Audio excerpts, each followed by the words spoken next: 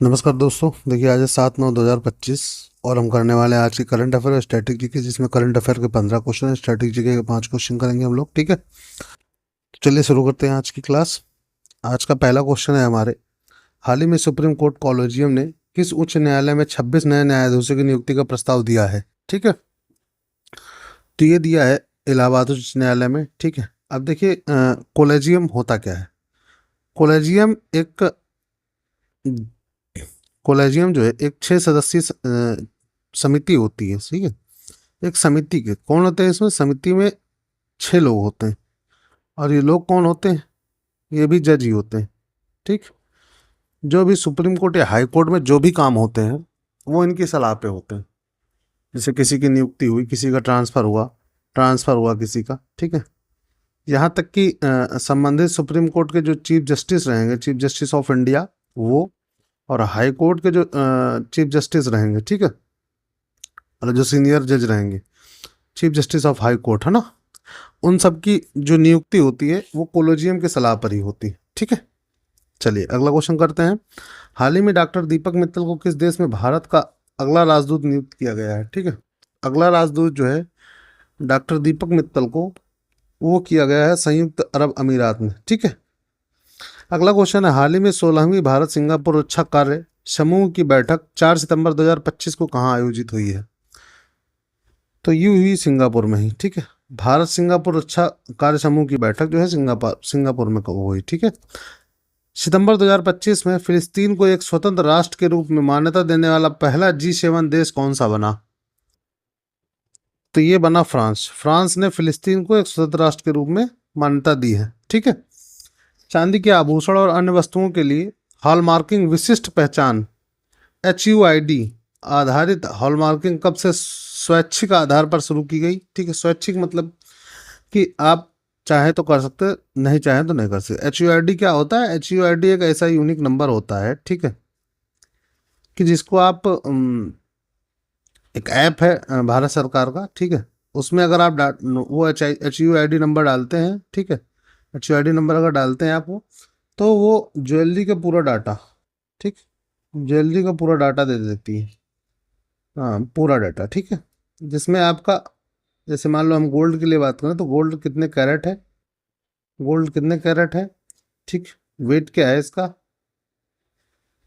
सारी जानकारी, कहाँ पे हॉल मार्किंग हुई है, पूरी कंप्लीट जानकारी देगा। ठीक है, HUID नंबर जो होता है, तो अच्छी चीज़ है कुल मिला के। तो इसका देखिए हॉल मार्किंग कब से स्वेच्छा आधार पर शुरू की गई है ना, तो ये पूछा गया। तो ये हुआ है 1 सितंबर 2025 से। ठीक है, अगला क्वेश्चन है, हाल ही में किसने नई दिल्ली स्थित @माई भारत हेडक्वार्टर मुख्यालय के उच्च स्तरीय बैठक की अध्यक्षता की है? ठीक है, तो ये की है डॉक्टर मनसुख मांडविया ने। ठीक है, अगला क्वेश्चन है, संयुक्त राष्ट्र जनसंख्या कोष UNFPA कार्यालय ने किसको लैंगिक लैंगिक समता के लिए अपना मानद दूत नियुक्त किया है? मानद दूत नियुक्त किया है। ठीक है, तो ये किया है कृति सैनन ने। ठीक है, 8 वर्ष 2025 में भारत और किस देश के बीच राजनयिक संबंधों की स्थापना के 60 वर्ष पूर्ण हो चुके हैं? ठीक है, 60 वर्ष जो है वो किन देशों के बीच में हुआ है? भारत और, तो ये हुआ है हमारे सिंगापुर के बीच में। ठीक है, अभी इसकी बैठक भी हुई थी, पिछले क्वेश्चन में मैंने देखा। ठीक है, अगला क्वेश्चन है, राष्ट्रपति श्रीमती द्रौपदी मुर्मू ने शिक्षक दिवस के अवसर पर कहाँ आयोजित समारोह में शिक्षकों को राष्ट्रीय पुरस्कार प्रदान किए? तो ये किए हैं नई दिल्ली में। ठीक है, प्रधानमंत्री आवास योजना शहरी 2.0 के शुभारंभ के प्रथम वर्ष के उपलक्ष्य में किस तारीख को PMAYU आवास दिवस मनाया जाएगा? ठीक, ये इंपॉर्टेंट क्वेश्चन हो सकता है। ठीक है, देखिए याद रखिएगा इसको।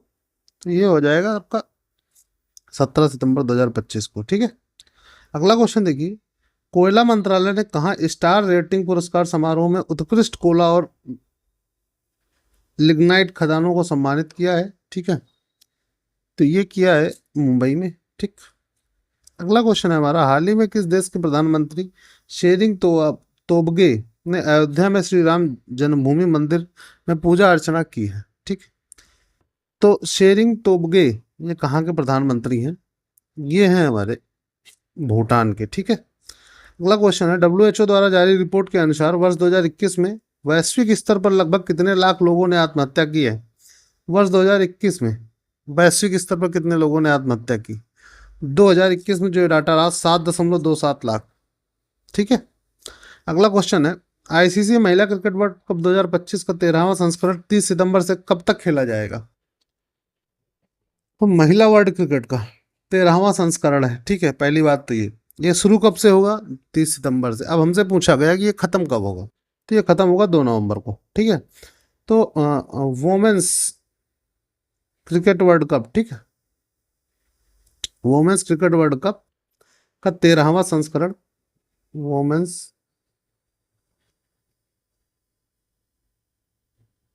क्रिकेट वर्ल्ड कप का 13वां संस्करण, ठीक है,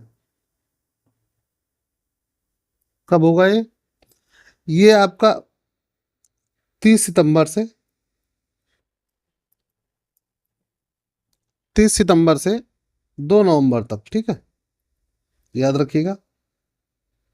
अगला क्वेश्चन है, एनसीपीसीआई के संशोधित नियमों के अनुसार यूपीआई से 24 घंटे में कितने लाख तक का लेन देन किया जा सकता है? ठीक है, तो ये किया जा सकता है 10 लाख तक का। एनपीसीआई के संशोधित नियमों के अनुसार यूपीआई में 24 घंटे में कितने लाख तक का लेन देन किया जा सकता है? अब 10 लाख किया जा सकता है, पहले ये 1 लाख था केवल। ठीक है, 24 घंटे में केवल 1 लाख था पहले। ठीक, अब कितना हो गया है? ये 10 लाख हो गया। ठीक है, अगला क्वेश्चन देखिए, निम्नलिखित में से कौन सा सागर हिंद महासागर का समुद्री प्रवेश कहलाता है? यहां से देखिए हमारे स्टैटिक क्वेश्चन चालू हो गए हैं। ठीक, स्टैटिक के हम पर डे 5 क्वेश्चन करते हैं, जिसमें से पहला क्वेश्चन है हमारा, निम्नलिखित में से कौन सा सागर हिंद महासागर का समुद्री प्रवेश कहलाता है? ठीक है, तो ये जो है लाल सागर। ठीक है, लाल सागर को हम लोग हिंद महासागर का समुद्री प्रवेश कहते हैं। ठीक है, अगला क्वेश्चन देखिए, शिवाजी के अष्टप्रधान का वह सदस्य जो विदेशी मामलों की देखरेख रखता था, विदेशी मामलों का कौन देखरेख करता था अष्टप्रधान में? किसकी अष्टप्रधान किसका है? शिवाजी का है। ठीक है, तो उसको कहते थे हम लोग सुमंत। ठीक, सुमंत कहते थे। इनका क्या काम था? जैसे अभी हमारे फॉरेन मिनिस्टर होते हैं, सुमंत उस समय फॉरेन मिनिस्टर हुआ करते थे। ठीक है, फॉरेन मिनिस्टर।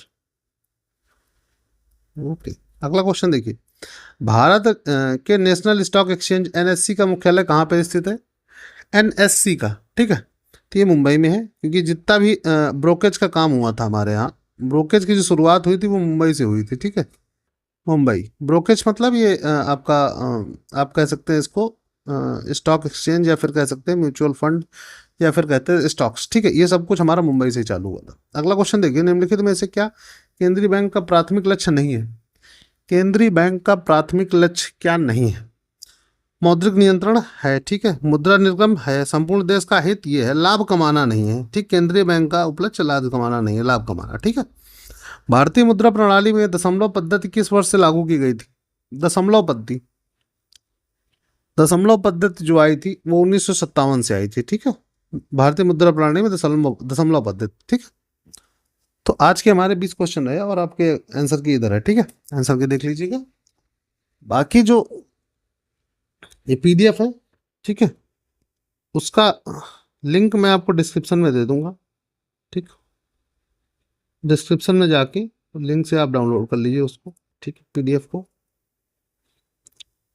और अगर इस वीडियो में आपको लगता है कि नहीं ये चीज़ सुधारनी चाहिए, ठीक है, तो ये आपका अपना चैनल है, आप कोई भी सलाह सुझाव आप कमेंट सेक्शन में दे सकते हैं। ठीक है, मिलते हैं अगले वीडियो में, तब तक के लिए बाय बाय, टेक केयर।